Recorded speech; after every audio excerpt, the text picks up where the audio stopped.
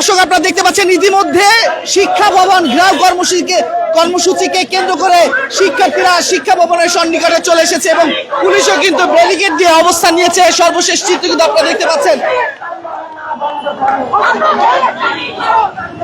দর্শক ঠিক এই সেই শিক্ষা ভবন, যে শিক্ষা ভবনের সামনে ইতিমধ্যে চলে এসেছে শিক্ষার্থীরা এবং তাদের অধ্যাদেশের ঢাকা সেন্ট্রাল ইউনিভার্সিটির অধ্যাদেশ জারির প্রেক্ষিতে আজকে পূর্ব নির্ধারিত সময় অনুযায়ী কিন্তু শিক্ষার্থীরা ইতিমধ্যে চলে এসেছে। সেই চিত্র কিন্তু আপনারা দেখতে পাচ্ছেন। সঙ্গে রয়েছি আমি মোহাম্মদ রাইয়ান হোসেন। পুলিশ কিন্তু একদিকে ব্যারিকেড দিয়ে অবস্থান নিয়েছে এবং অপর পাশে শিক্ষার্থীরা।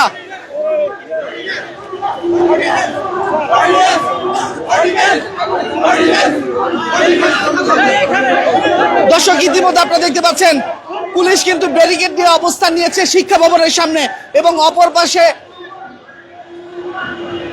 অধ্যাদেশ ঢাকা সেন্ট্রাল ইউনিভার্সিটির অধ্যাদেশ জারির প্রেক্ষিতে শিক্ষা ভবন ঘেরাও কর্মসূচিকে কেন্দ্র করে শিক্ষার্থীরা ইতিমধ্যে চলে এসেছে শিক্ষা ভবনের সামনে। সেই চিত্র কিন্তু আমরা সরাসরি আপনাদেরকে যুক্ত করেছি কালের কণ্ঠের লাইভে। আপনারা দেখতে পাচ্ছেন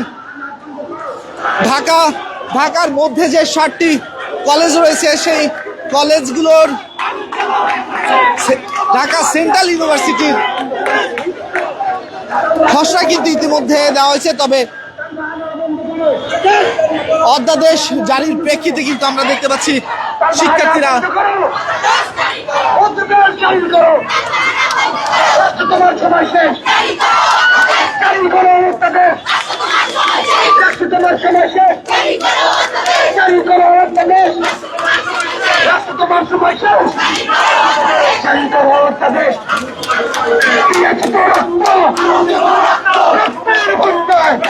দর্শক ইতিমধ্যে রাস্তার মধ্যে বসে পড়েছে শিক্ষার্থীরা। সেই চিত্র আপনারা দেখতে পাচ্ছেন।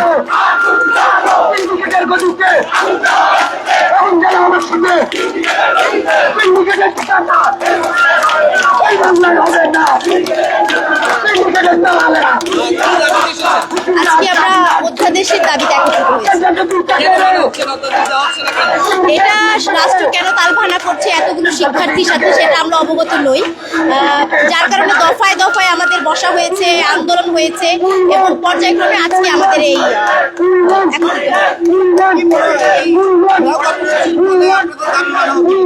আমরা ঠিক জানি না, কিন্তু আমরা আশাবাদী আমরা আমাদের দাবিটি আদায় করি তবেই ঘরে ফিরবো। আজকে আমরা এটাই আমরা এইভাবেই ধারণ করে এসেছি। এখানে আমাদের ইডেন কলেজের, ঢাকা কলেজ এবং তথা 7 কলেজের যে শিক্ষার্থীরা তারা এসেছে, বিশেষ করে 24-25 সেশনের শিক্ষার্থীরা তারা এসেছে।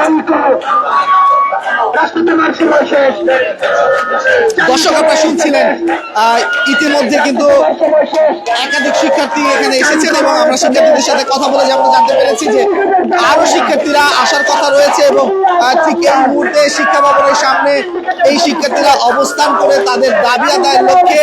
তাদের দাবি কিন্তু একটাই, সেটি অধ্যাদেশ জারি করতে হবে অতি সত্বর এবং সেই প্রেক্ষিতে তারা শিক্ষা ভবন ঘেরাও কর্মসূচি ডাক দিয়েছেন এবং সেই প্রেক্ষিতে তারা এই শিক্ষা ভবনের সামনে এসে রাস্তার মধ্যে বসে পড়েছেন এবং সেখানে থেকেই কিন্তু তাদের স্লোগান অব্যাহত রেখেছেন এবং পুলিশও কিন্তু তাদের জায়গা থেকে ব্যারিকেড দিয়ে অবস্থান নিয়েছে।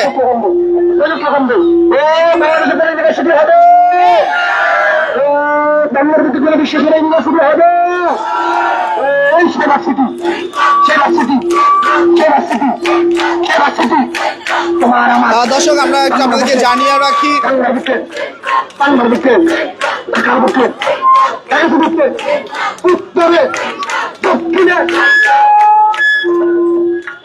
অধ্যাদেশের দাবিতে আবারও কিন্তু রাজপথে আমরা দেখতে পাচ্ছি যে এই 7 কলেজের শিক্ষার্থীদের একাংশ কিন্তু ইতিমধ্যে শিক্ষা ভবনের সামনে এসে জড়ো হয়েছে।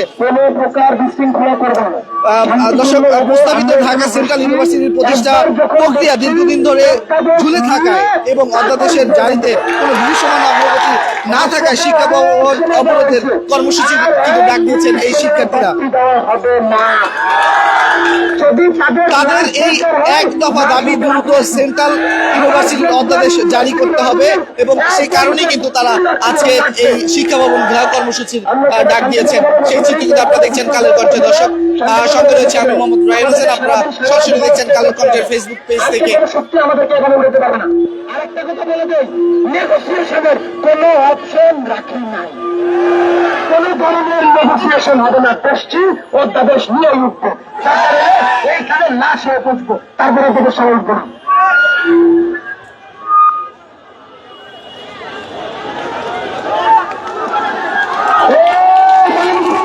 দর্শক, আরো একটি মিছিল নিয়ে কিন্তু ইতিমধ্যে চলে এসেছে, আমরা সেই চিত্র কিন্তু দেখতে পাচ্ছি এবং সেন্ট্রাল বিশ্ববিদ্যালয়ের দাবিতে আবারও কিন্তু বেশ উত্তাল হয়ে আছে শিক্ষা ভবনের সামনে সড়কটি।